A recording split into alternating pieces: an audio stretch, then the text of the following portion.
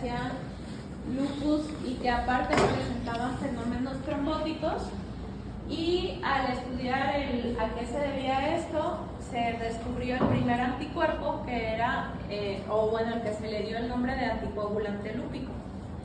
Entonces, los anticuerpos antifosfolípidos van a ser anticuerpos que se van a dirigir contra los lípidos de membrana.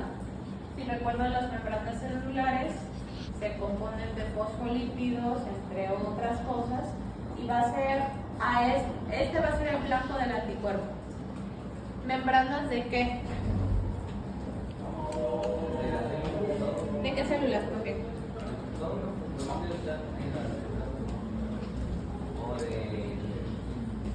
Dependiendo del tipo de anticuerpo es el blanco específico. ¿Alguien ya hizo el tercer reporte o alguien ya leyó el tercer artículo?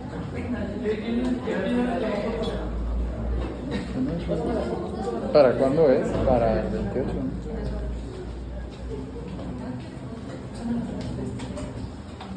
Entonces, depende de cuál sea el anticuerpo, va a ser a qué célula se dirige. Pero a grandes rasgos se dirigen a las células del endotelio y producen un estado procoagulante. Se dirigen a las plaquetas y pueden disminuir las plaquetas, pueden producir trombocitopenia, y también se pueden dirigir contra los anticoagulantes naturales. Entonces, por eso causan la trombosis. Se puede clasificar en dos formas. SAF primario va a ser aquel paciente con anticuerpos contra fosfolípidos que no tiene ninguna otra enfermedad y que tiene esta trombofilia adquirida. Y el SAF secundario va a estar asociado a otras enfermedades, generalmente enfermedades autoinmunes, de las cuales el lupus es la más frecuente.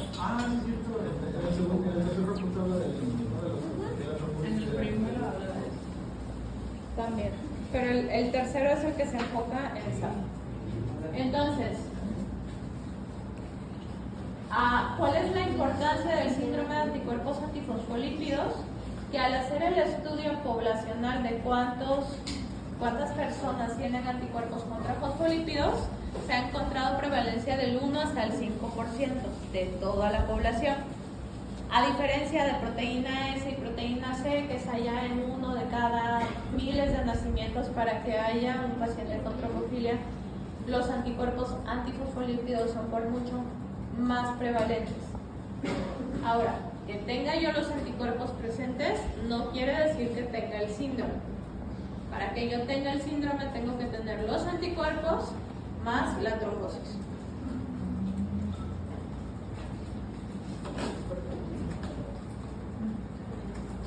Dentro de la fisiopatología, entonces, básicamente decía, los anticuerpos contra fosfolípidos atacan a las células endoteliales, produciendo lesión endotelial, produciendo la activación de plaquetas y otra vez la hemostasia, la activación de la hemostasia, y también tienen como blanco sobre todo la beta-2 glicoproteína, que es el principal anticuerpo antifosfolípido, tiene como blanco a los anticoagulantes, a la proteína S y a la proteína C de la coagulación, y entonces, además de que me activan la coagulación, me inactivan a los anticoagulantes y tengo mucho más riesgo de trombosis.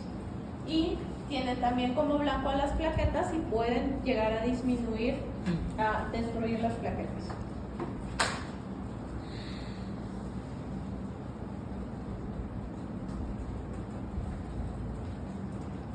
Les decía yo que esta enfermedad se describe primero en la población que tiene lupus, y que el primer anticuerpo que se descubrió se le llamó, por lo mismo, porque era de pacientes con lupus, anticoagulante lúpico. Y es un anticuerpo de los tres. Hay un montón de anticuerpos contra fosfolípidos, pero solamente 3 se han considerado para que formen parte de los criterios para decir que tienen la enfermedad. ¿Ya empezaron Roma? ¿O todavía siguen? Apenas. Okay. Muy apenas.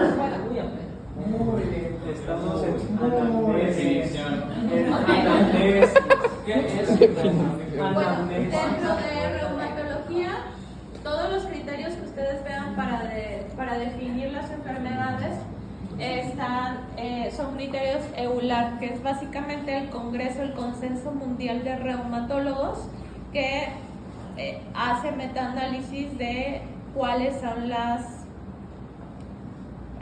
tanto características clínicas como de laboratorio de las enfermedades, y que decide qué criterios incluir dentro de la clasificación de las enfermedades.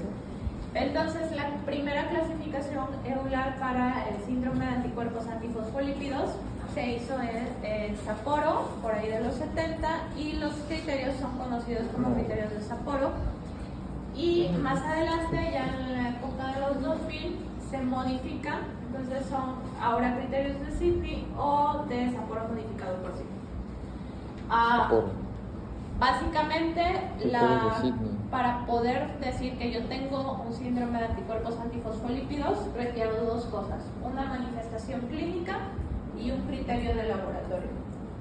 ¿Cuáles son las manifestaciones clínicas? Trombosis. Trombosis a nivel venoso o a nivel arterial, y trombosis durante la gestación. Y esta se puede manifestar en forma de abortos de repetición, para lo cual el criterio dice que sean 3 o más abortos de repetición,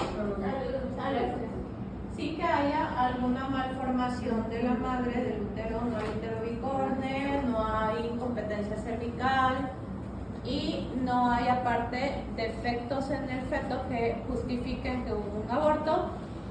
También que el bebé haya nacido prematuro antes de las 34 semanas, uno o más prematuros, o uno o más muertes fetales después de la 10ª semana con morfología del feto normal. Si no le puedo hacer el estudio genético, por lo menos que no tenga anormalidades visibles que justifiquen que hubo una pérdida gestacional. Entonces es trombosis o alteraciones relacionadas con el embarazo que van desde abortos hasta prematuros. Y los criterios de laboratorio o criterios biológicos son encontrar anticuerpos antifosfolípidos en un periodo separado por 12 semanas. Es decir, un paciente joven, 30 años, tuvo una trombosis venosa profunda. Y entonces yo le hago determinación de anticuerpos antifosfolípidos y me salieron positivos. Tengo que esperar 12 semanas y repetir el estudio para confirmar la positividad de esos anticuerpos, y entonces decir que tengo un criterio de laboratorio. Y hasta que no confirmo la enfermedad, no digo que tiene uso. Entonces, los anticuerpos antifosfolípidos, si ahí no lo encuentran, anticoagulante lúpico. El primero que dijimos que se llama así por el lupus. Anticardiolipinas.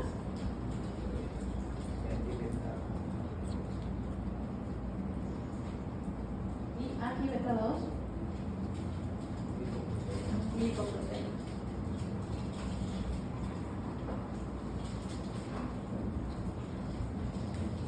Y en el primer nivel de atención, que no tengo nada, que no tengo anticuerpos, estudios para determinar anticuerpos antifosfolípidos, ¿para qué me sirven? Saberlo. ¿Cuál sí puedo tener? No. Directamente ninguno. Pero ¿cuál sí tengo un estudio, así como estudio de primer nivel, para darme cuenta que está?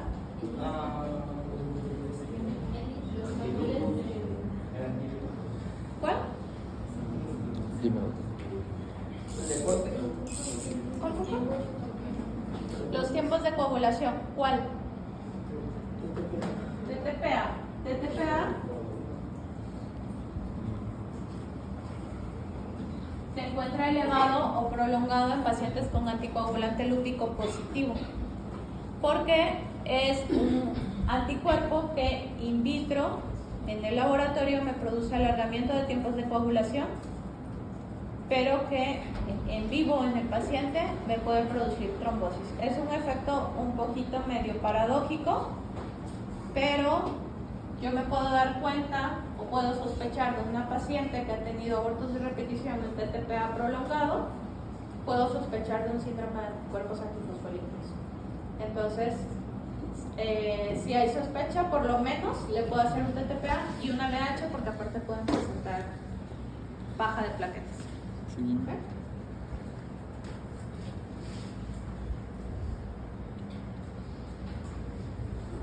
¿Qué consideraciones debo de tener yo en el primer nivel de atención con estos pacientes? Primero el TTPA.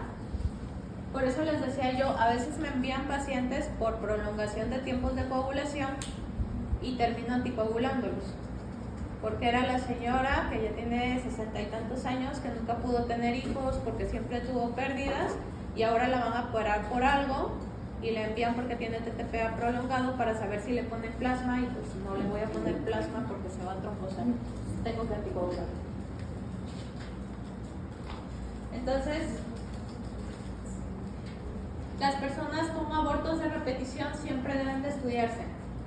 No siempre tenemos el estudio genético, no siempre se puede hacer cariotipo al producto, pero por lo menos sí se debe de verificar que no haya malformaciones visibles y sí se debe de enviar esa persona a ginecología para ver que no haya ninguna malformación tampoco uterina que me esté propiciando el aborto de repetición.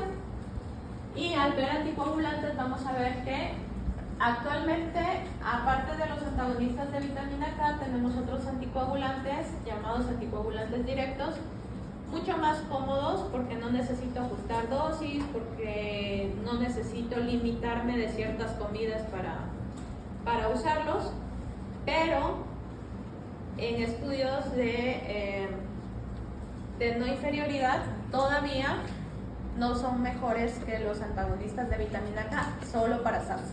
Entonces es como de las pocas indicaciones de no basta con los nuevos anticoagulantes, sino tengo que mantener antagonistas de vitamina K para disminuir realmente el riesgo de trombosis. Bueno, ¿alguna pregunta hasta acá? ¿No? ¿Todo bien? Entonces vemos anticoagulantes en la siguiente clase.